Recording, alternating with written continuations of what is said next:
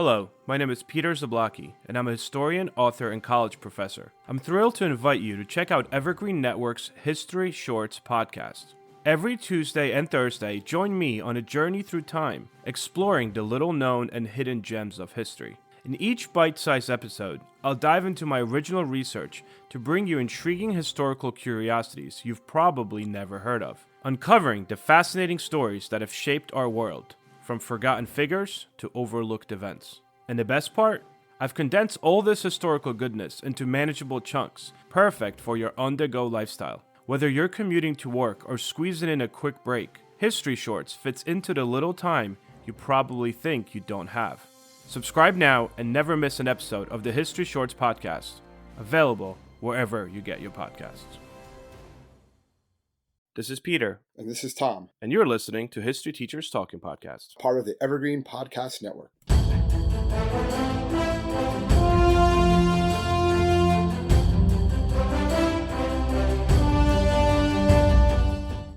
All right, this is Peter Zablocki and Thomas Reska, and welcome back to our podcast. This is definitely a different one. Yeah, it's a little bit more fun. That could be as serious as some of our other ones in the past, like our Unit 741 and stuff like that. So we're that's calling a departure. Although some of these are just as gruesome. Well, yes, I guess. Some of them are going to be just as gruesome. So what we're looking at today is a little bit from the ancient times, but also modern, just kind of like weird sports. There's these out there sports that exist in the world that are kind of on not mainstream, that you would find, I guess, on ESPN, not the Ocho, but ESPN the DS, or even further down the line, because these are just like these odd sports, but yet they have followings. They are classified as sports, and you always see this too with the Olympics coming up. You're going to see these, like, how is this a sport? How is this people competing for this? But this is ones that maybe don't have the mainstream exposure as basketball, soccer, football, baseball, but they're still out there and people still train for them and they still compete in them, and a lot of them do it not just for money in some cases, but just for the competition, for the glory. Also, besides the fact that we're going to be talking about different weird sports around the world, because there are obviously a lot, we'll also mention some sports that we used to not be considered weird and actually were considered mainstream. We'll talk about,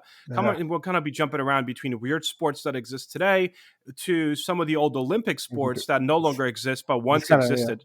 Just phased away. Exactly. As well as some sports from ancient times that some of them are actually making a comeback, but the same thing. So we're kind of going to be mixing and jumping all over the place. Some sports that once were mainstream and then simply stopped being mainstream because maybe they were odd, weird, or evolved into something else.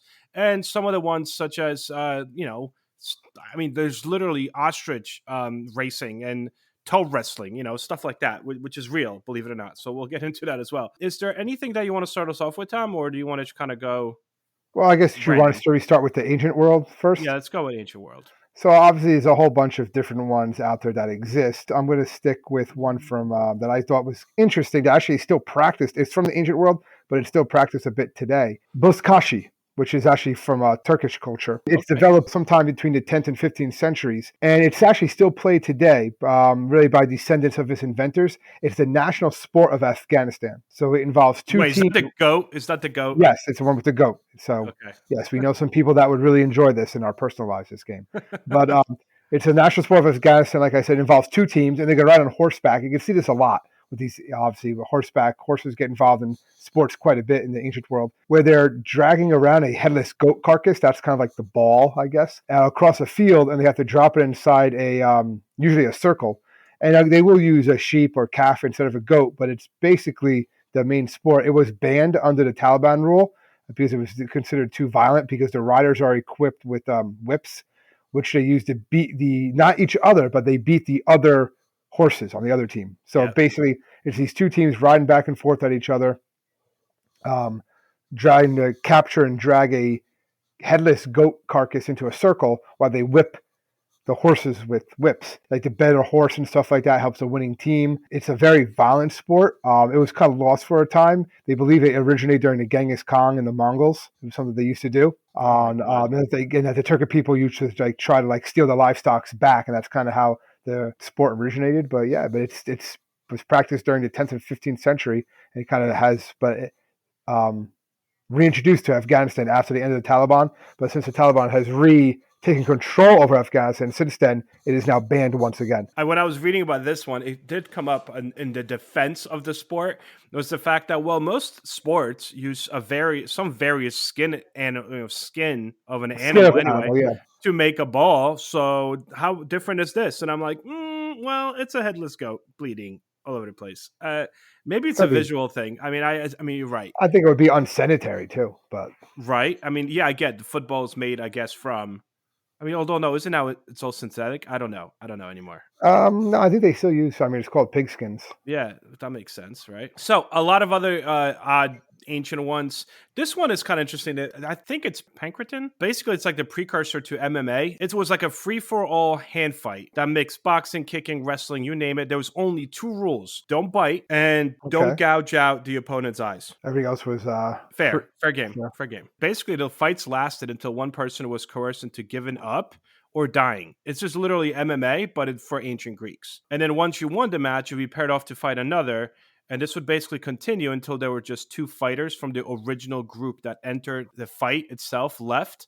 And then they would be paired off. And then one would be named champion if that person survived. Apparently, this was actually brought into the Olympics. This was an actual Olympic sport. Oh, really? That one time? Yeah, like I said, there was a ton of them. Yeah, very popular. And then eventually people said, well, you're killing people, so we probably should not use this. The other thing I found about the Olympics was tug of war was an actual Olympic sport. It made its appearance in the 1900 games. And they said it was an official Olympic sport until 1920. And you would have teams of 8 pull your opponents past the line, right? Usually about 6 feet. So regular tug of war. Not only was this a sport in the Olympics between 1900 and 1920. If you look at crazy sports from the ancient world, Vikings used to do this extreme tug of war. What they would do is they would get animal skin instead of rope, and they would like tie these hides of animal skin together over this humongous fire pit. And you would be on either side, and the Vikings would literally pull to see which team they could get into the fire. While they're doing this, they're cooking the skin of this animal,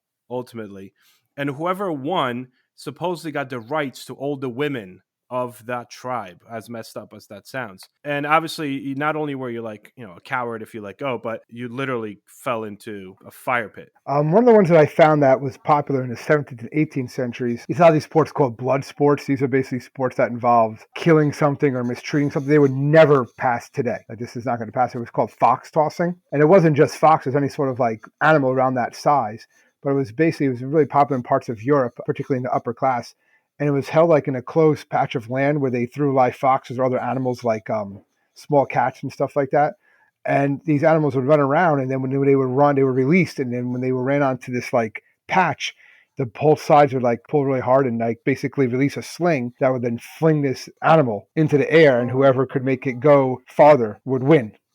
So the highest recorded height was 7.5 meters. It's kind of messed up what it used animals for back in the day. Well, they said during the Augustus II, the Strong, the King of Poland, in one round or one day of this, they killed 647 foxes, 533 hares, 34 badgers, and 22 wildcats were tossed and killed. Because the animals usually didn't survive this, or if they did, they were definitely had like broken bones pretty much instantly. But it was very popular. Like I said, it actually lasted all the way until 1919. When they finally stopped doing, by that point they were still doing it with wildcats, but they decided it was just wrong, not worth it anymore. Well, they said with the wildcats they just didn't give a pleasing kind of sound when they hit the ground. So that's what kind of turned people off. Yeah, when they didn't like the sound when the little cats hit the ground. So again, another animal one, pato, which is the official sport of Argentina. Pato I saw that one. Yeah, they would play with a live duck. Kind of like they said, it's like a polo and basketball because you're playing it on a horseback. And as opposed to trying to get the ball to your own side, this really started between farms. So they would take a live duck instead of the ball, and the goal was to get your duck back to your ranch house. But the issue was that, just kind of what you mentioned before in the other sport, is that these guys are not just whipping; they have knives. There's like knife fights. They're punching each other. Yeah, they're using knives. Yeah, they're going at it. Like, people are killed. Not only was the duck usually killed during the match, but actual people were killed because of the violence in the whole thing. In the late 18th century, Catholic priests refused to give Christian burial to any person that died during a pato match because they say it was so violent. So between, headless goats and foxes and ducks, This was getting kind of interesting here, but Yeah, so I'm going to go one that's a little bit different now. One that people have probably seen and be like, well, that's like really difficult. Like one that does require a lot of skill, and that is CPAC takraw. And it's one of the it's an obscure sport, but it's definitely a sport. It's also known as foot volleyball, and it's okay. basically like exactly that. It's a very like aerobatic sport. You have to definitely be in good shape to do this. Where it's a combination. It kind of looks like martial arts, where you have to kick the ball over the net and stuff constantly. It's a lower net, and that's all you have to do. You can only score by using your feet. So there's kicking the ball back and forth over a net. It's kind of like a smaller soccer ball, and they have to like try to like spike it down and stuff like that. So it's Okay. if you ever see like just Google like a YouTube video of it or foot volleyball, and you see it's incredible what they're doing. And they believe it originated in Asia. It's kind of like a combination, like I said, of like different Malaysian cultures, and usually played between teams of 2, 3, or 4 players. And they Jeez. actually do have world championships of it Like to this day. to this day. Yeah, they have the ISTAF World Cup and King's Cup World Championships. It's popular in like Southeast Asia. I see a future for us in this, Tom. We should get it Yeah, together. maybe if I was 20 years younger. Some of these sports I would try if I was 20 years younger. Yes, because they're crazy enough for us to try when you're younger. Absolutely. Not now. Not Not now. now. Well, No. maybe I don't know. I don't think any of them now. I'm not even wife carrying am I doing now. But You saw that one. I saw that one too. All right, we'll get into that in a second. But going back a little bit too, I'm going to kind of shoot back into some sports that were considered sports during the Olympics as well. Just like I touched upon before. One was live pigeon shooting. It's kind of weird by today's standards, but back in 1900, the aim for competitors was literally to shoot down as many live pigeons as possible. And obviously, this was described as like an aristocratic sport, especially before the 1900s. But literally, they would kill like 300 birds at one event, a single event, shooting pigeons. But what ended up happening is the entire field, they said it was littered with blood and feathers. And finally, it was like the Olympic committee was like, you know what? Maybe we shouldn't do this anymore. So they stopped it. Another thing that was a sport was rope climbing. You had to climb a vertical rope. This was 1896 Olympic, 1904, 1906, 1924, 1932. And it was supposed to show your upper body strength. You literally had to just climb up a oh yeah, rope. you remember that in gym class? Yes. As an Olympic sport, I don't know. Another cool sport, this was not Olympics, but it is a sport that is kind of still popular in Central America. It's an ancient sport. It's called the Ulama. And the original game was created by the Mayan Empire. And they had a lot of different sports, but it's kind of like basketball, but the players have to bounce the ball off their hip. Can't touch anything else. The Okay. ball could Yeah, only touch your hip. yeah, I think I remember seeing this back in the day. Yeah, and they have to like attempt to get the ball through a hoop that's attached to a wall. Initial game when this came out was the fact that the balls were constructed out of human skulls. So today, that's no A little longer bit different. the Yeah, case. they're not going to have that. All right, I'm going to lighten things up a little bit because this is getting Yeah. kind of dark and stuff like that. So one that I saw that not an Olympic sport, but it is a sport that's taken the United Kingdom by storm, and it's something called ferret legging. Oh God. So what this is, it's a random sport where it's an endurance sport. Where you have to have a lot of endurance, a lot of determination to be able to succeed in this cut neck business of ferret legging. And what you're basically doing is person puts on trousers, pants, and they seal them up at the feet, and then 2 live ferrets are dropped inside of the pants. And it's just a winner is a person that can withstand the ferrets running around for the longest. Wow. How long do you think you could last for that, Pete? Yeah, you got me. Go. Well, the longest one is 5 hours and 30 minutes. That's the world record. Okay. So you want to Okay. break a world record, you just have a ferret run around in your pants for 5 hours. Wouldn't they Wow. die? Like I don't know. I would think so. They got to be like urinating and stuff during that time, right? I'm I would say just like go to sure we sleep could or Google something. this. I'm sure we could Google this and YouTube it and make like see I'm how not this wasting. I'm not wasting my time with that. But No, yes, but we could. I mean, it's doable. All right, Nguni stick fighting. This is an old one by the Zulus. It's actually still practiced today, and it's self-explanatory. It's called Nguni stick fighting. I mean, it's right in the name. The Zulus would basically beat each other up with sticks, and there was 2 sticks. One was for the offense, one was for the defense, and you could only use the right stick for the right thing. People seldom died, but apparently you would literally walk out of this like bandages, yes, I've seen broken pictures of bones. this. This I've heard of before. They're literally beating each other up with sticks. And this was actually a very popular event apparently at weddings. You would have Why not? Why you would not? have warriors from both the bride and the groom's families. They would get together and they would see to establish which family was stronger and had better fighters. So like let's throw the bouquet. All right, now let's go get the sticks. It's like line up, and that's kind of what they're doing here? So, which is a little insane. But let's go into some of the more modern crazy ones that still exist. I mean, you've been kind of touching upon them a little bit, but I mentioned before there's ostrich racing, originated in Yeah, Africa. It made its way to the United States. And you may laugh at this, but the ostrich could go about 70 kilometers per hour, which yeah, they're going pretty fast. Yeah, they're. yeah, I never knew people could sit on ostriches, but I guess so. I guess so, but it's like you're going like 35 miles per hour. That's pretty fast for an ostrich. No, there's videos of this. I actually did click on this video, and yes, people sit on an ostrich, and it looks as ridiculous as you think it does. There's toe wrestling, which I mentioned before. That's a real thing. Yeah, I saw they started actually some in England, and a couple of people they were basically drunk in a bar and came up with this. And now they have like divisions and everything. But another one that kind of started in there that's getting a lot of mainstream exposure now. I'm sure I don't know if you've seen the videos are all over online. I know it's on like I think TV too. Is slap fighting. You Oh see my this, goodness! Pete? Did you see some of these videos? They're intense. But there's like rules and everything. Like, but you're just standing there letting us another person line up and then slap you as hard as they can in the face. If you can withstand and not be knocked out from that, then it's your turn. You just go back and forth and see who can knock the person out more. But yeah, there's leagues around the world and stuff like that with this. I know Dana White, the guy who runs UFC, actually has his own slap fighting league. The shit's actually on TV, I think, once in a while. So Oh my that's goodness! one of those obscure sports that's actually getting some mainstream attention now. And who knows what's going to happen? Maybe in a couple of years, 20 years from now, that's the They're gonna bring it to high school. that's good. Yeah, it's going to be the new high school sport, or maybe at the Olympics, or maybe it replaces the Super Bowl. Yeah, well, yeah. I don't know about that, but Slap uh, fest. You never know. you No never one know. thought football was going to be what it is. That is true. I think did we do a podcast that I feel like we might have, or maybe we wanted to, and then do it. I don't I know know. eventually we said we were going to do like the Football, Super Monday Bowl night. or something like that. Yes, Chess boxing. I saw that one too. This is It's literally what it says. So, two participants. You have to be good at chess and boxing because there's alternate rounds. So the idea is you let your brain rest while your body beats beats itself up, and then you let your body breathe while your brain exercises. So you switch. Each round alternates, and you go back to playing chess, and then you go back to beating each other up. Chess, beating each other up. This one I saw too, and I thought I was like, "Oh, this is funny," but wait, because it looks like there's like a legitimate uniform for this. Shovel racing. yes, I saw that one.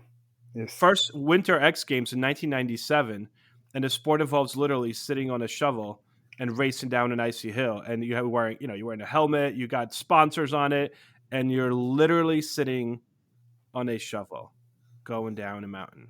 that's a bit of an extreme sport. Another one I saw is actually exactly what it said. That's exactly what it sounds like. The other one I saw is something called fireball soccer. You see this one? No. So what it is it's a game of soccer, but the balls are made from coconuts, and the coconuts are soaked in gasoline for a week before the match, so they're easy to ignite and they stay ignited for the whole game. And it's just what it sounds. You're playing soccer only with a flaming coconut, except it has to be played without shoes. That's how it gets even more extreme. I can't So the crazy maybe thing at the World Cup, in 2026. well, it's coming up. Did you see the finals at the MetLife Yes, it's Stadium going to right be. by your house? Yes, it's going to be. Yeah, I don't know how the finals got in Jersey, but yeah. I'm gonna enjoy that. But talking about like soccer and basketball and all these other things, cycle ball competition between two teams. You're on a bicycle and you're playing soccer with a bicycle, and you can only use the wheels of a cycle or the player's head. That's it. And these are real things. Like, we're not making this up, guys. Like, these are real competitive events that exist. Just like, as you mentioned before, like you said it in passing, but wife carrying is actually a sport. It's in Finland, I believe, right? Yep. You're supposed to carry your wife through an obstacle course, and whoever wins gets the wife's weight in beer. Now, would your wife let you do that? Hell no. Mine would not a chance in hell. No. She'd be screaming at me the whole time. What she would let me do is the next one, but I would not do it. The one that I saw, which is called the beer mile. Did you see this one? No. So it's participants. You have to consume 355 milliliters of beer, at least 5%, alcohol per volume, each quarter mile, for a total of 4 beers consumed in the 1 mile race. But they said this is not just a athletic accomplishment, but it's also a gastrointestinal. You're virtually guaranteed you're going to throw up while doing this. Great. So that's part of it too. So it's just not, if you don't throw up, that's considered a victory in its own right. Another one that I saw is cheese rolling, and apparently it's been around for 200 years. Okay. So during Spring Bank holiday in England, people gather on top of this Cooper's Hill, and there's a judge that rolls down a round of cheese, and then the participants race each other downward to win that roll of cheese. There's videos of this. This is real. It happens. And just if we're staying in England, this is kind of like a dream come true for Harry Potter fans. But Quidditch, Yeah. it's And a they actually run around carrying brooms or something, right? yes. They that's exactly what's going on. I don't know. Obviously, But, yeah. If I see people playing that, I'm going to run around with a baseball bat and see what happens. well, Harry Potter fans made it a real sport. They loved it so much. Obviously, they can't fly in brooms, but there are 7 plays with a broom between your legs. Do they like say vroom vroom vroom as they're running around or something like I don't that? know, but it does combine rugby, dodgeball, and tag. It's like all 3. And Tag. honestly, I see pictures of this, but I have yet to see a video of this, which is something that I will definitely be looking into Okay, then. because it Well, looks speaking intense. on that genre, I guess I knew that you can make money with this, but I didn't know this much. So the Call of Duty, it's actually the U.S. Call of Duty Championships, where people actually pay money. Basically, you're playing the video game Call of Duty, and people will watch this. It's like big, the esports, so it's very Well, that's big. like a real thing now. You could literally like some Yeah, I schools know. have like jerseys for this. Our school was putting that together, an esports team. That's something that we'll That's be seeing soon. But this particular one is just Call of Duty, which I don't think like high school teams are going to be supporting. But actually, the winning team gets $2.5 million, okay. What are we doing, Tom? which Remember those days when which you used to is play this? yeah, we used to play that game and stuff like that. We were actually like We decent were at it. good, man. Well, that's what we So used to yeah, get. so back in the We day, were but like 20. We were like 21 years old, though. That's yeah, different. if that. But they've had these giant like screens and stuff, and people watch them, and people are it's very popular. So hey, Call of Duty, and he said I think they also do it for Mario Kart and a few other games. So Okay. Okay. Maybe we could go back to the glory some days. people would find that like obscure, obviously, playing Well, video yeah. games and making money. Well, bed racing. First bed racing contest held in North Yorkshire in 1965. It was only open to Army, Navy, and Marines. And apparently today it's open to anyone. And each team is made up of 5 members. And you make a bed. And it has a theme. Your bed has to have a theme. So think of like Little Rascals movie where there's like a theme to your cart. And it has to have 4 wheels, but it can also float. And you have like a 1.5 mile race. Also often includes crossing a river, Okay, yeah, it makes it a little obstacle, I guess. right? So I feel this like a lot of next, these are in England, though. I'm yeah, finding there's a a lot lot in in England England. This ones. next one is England too, and this one is actually next time we hang out, we're going to do this one, Pete. It's called shin kicking. I saw this one. So what you do, this originated in Wales, and it's just as simple as it sounds. It's also very painful. You're going to stand face to face. You grab each other by the collar, and you just kick each other in the shin. And it ends when one person either falls down or cries out sufficient. So once you say that's sufficient, that's kind of like I guess tapping out. But it's actually been around A long time. since the 1850s, and it's Yeah, at the Cotswold Olympic Games as well. I did see that. It was one of the Olympic ones. And there was Yeah. actual world shin kicking championship Yeah, for but a few it was years. considered a martial art where they actually like are teaching people the art of shin kicking and how to like defense and everything like that. So yeah, Imagine how badly that hurts. imagine it's training for. Well, we're not going to imagine. Just this weekend we hang out. Yeah, let's We're do doing this. Anyway, poo sticks. Simple sport. You drop a stick on the upstream side of the bridge, and then you run to the other side of the bridge, and you see which stick comes across first. Ta-da! It's held apparently annually every since Yeah. 1986. Riveting. Riveting. In Turkey, they do oil wrestling in June every year. 2 contestants wrestle each other, but they are completely oiled up head to toe in olive oil. Interesting. I don't need to see that. Polo's cool, right? Classy, but not this one. Unicycle polo. No more horses, just one wheeled cycle. Same rules, same goal, same thing. Except now you have to deal with being on a unicycle. I can't even be on a unicycle. Mind you, playing polo. And these are Yeah, national. it wouldn't be There's easy. Yeah. national teams for this. There's actual national teams for unicycle polo. Well, there's a lot of intention. There's a lot of ones that hold a lot of skill too. Like this next one I saw, which is limbo skating, where Skating. people actually attempt to limbo beneath like obstacles like bars. Sometimes they even set them on fire while roller skates. And there's a lot of like you got to be really flexible to do this. And the world record was actually done in 2022 by a 17-year-old, which is the fastest one ever. They slid under 10 bars in 1.69 seconds. And they're really like Okay. there's a couple like maybe like I don't know 12 inches, not even off the ground. Like that's how like Oh my flexible they goodness. are and stuff, and they have to go like downhill and gain up speed. I mean, some of these I'm looking at these and I'm like, this should be like perfect party games. Like let's try shin kicking. You're right. Let's just try some of these things. Yeah, see what happens. Although this one Sufficient. in Scotland, tossing large wooden poles over certain distances to see who can throw the large wooden pole the furthest. I mean, you throw not a javelin, just a wooden, looks like a telephone pole. This one I feel like my high school did, like milk carton, when they like compete to build boats out of milk Yeah, and see who cartons. can last like the longest. Yeah, I feel like our high school did that when they like use cardboard to build boats and then see which one lasts the longest before they sink. Well, I was seeing a lot. They have the cardboard fighting league, which is basically, I guess it's kind of like LARPing, but you actually make cardboard like armor and weapons and just beat each other until your whichever armor and weapon holds out the longest wins. I think this kind of wraps it up, right? I mean, do you have Yeah, I mean, so do you have one big grand finale? I think the one grand finale is another one that I think we need to try. And again, it kind of just sums it up. The name explains what it is. It's called Ultimate Taser Ball. So what it is two teams each have stun guns, and and then you Why? go to reach a score of you run back and forth on this pitch using a 24-inch diameter ball, and the players can stun opponents in possession of the ball. And this is funny. I'm imagining this, and you basically that's the only way you can take the ball from someone is to have them muscle spasm because of the taser, and they drop the ball. So you can only stun people in certain spots. It has to be medical people always on standby. But it's yeah. You show So let me score. guess. England? Doesn't Yes, say. it does. Yes, it's England and South America. Very popular. I think we need to move to England. They seem to have a lot more fun Yeah, than we do. having some fun there. Yeah. Anyway, I think that pretty much sums up the crazy sports out there. And if you guys just Google crazy or weird sports, so many things pop up. Like we definitely just scratched the surface here because Oh, definitely. there's literally extreme ironing. I Yeah, mean, they do it on like like mountaintops and stuff like yeah, that. just iron clothes. Yes. There's just so many weird ones. So having said that, guys, I think this was definitely a good starter. You should go and check some of these out if you find any of these interesting.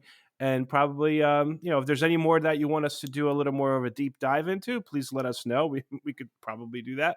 If you need to find us, you can find us at www.historyteacherstalkingpodcast.com.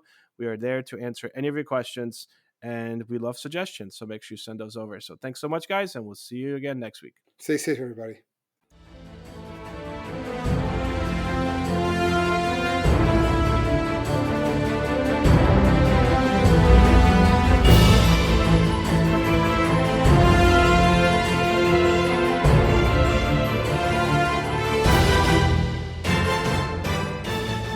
I hope everyone enjoyed our podcast, and if you would like to email us, you can do so at historyteacherspodcast@gmail.com.